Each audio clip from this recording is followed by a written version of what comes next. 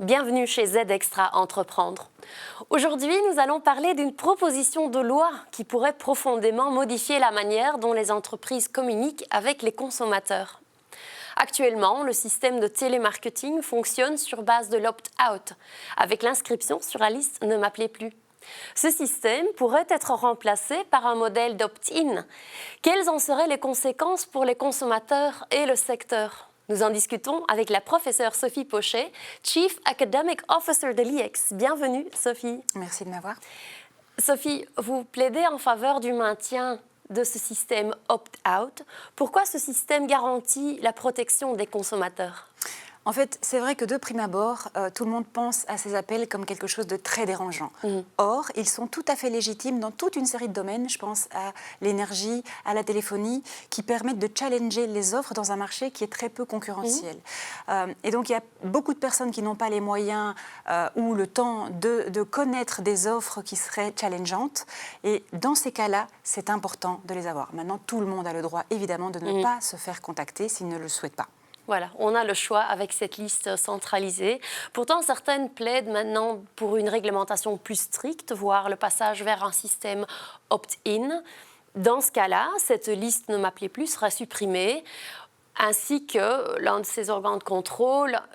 Quel en serait l'impact dans ce cas-là ? Alors, donc, l'opt-in, pour réexpliquer, ça veut dire que explicitement, chaque citoyen devrait dire « je veux être contacté ».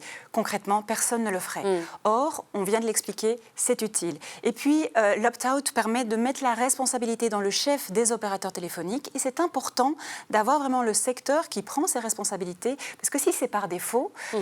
En fait, la responsabilité va vraiment se dissoudre. Donc, c'est important de garder vraiment cette responsabilité, quoi. Après, il y a une étude du SPF Économie qui a montré... ici, d'ailleurs. Tout à fait. Donc, ils ont montré que les plaintes concernant le démarchage téléphonique restent les deuxièmes plus importantes. Donc, c'est vraiment un problème qu'il faut régler en Belgique. Mais elles ont été récemment réduites de moitié. C'est sans doute le fait de cette liste Do Not Call Me. Donc, c'est un chouette signal. Oui, absolument. Selon vous, quelle est la meilleure approche pour garantir un équilibre entre les intérêts des consommateurs et ceux des entreprises ?